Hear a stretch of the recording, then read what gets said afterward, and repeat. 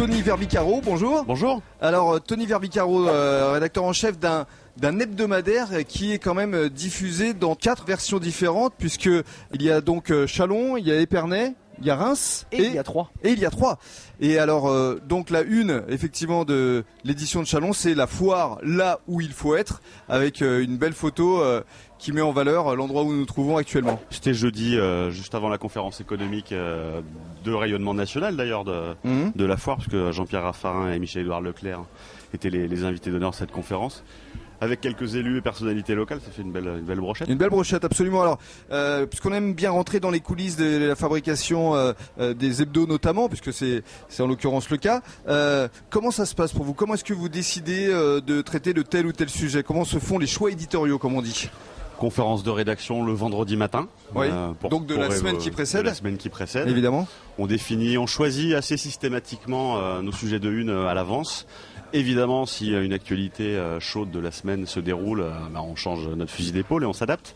Mais voilà, on essaye de systématiquement fabriquer sur une page ou une double page un sujet de une. Alors en ce moment, sur l'édition de Châlons, pendant la foire de Châlons, les choses sont assez évidentes, d'autant qu'on décline déjà la semaine précédente et encore hier un dossier spécial consacré exclusivement à la foire de Châlons. Alors qu'est-ce qu'on peut y trouver justement, puisqu'on est au cœur de la foire de Châlons et que là aussi on fait des choix. On a marqué par exemple, on a tenu à revenir sur le gros débat qui a eu lieu lundi dernier sur la réforme de la politique agricole commune. Il y avait plus de 300 personnes qui participent à cette conférence. C'est un vrai problème. Il y a des vraies inquiétudes qui sont soulevées sur un éventuel démantèlement à venir de la PAC. Ça concerne les agriculteurs, y compris de cette région. Puis des sujets plus légers sur la foire. On a fait un écho sur la présence de l'armée.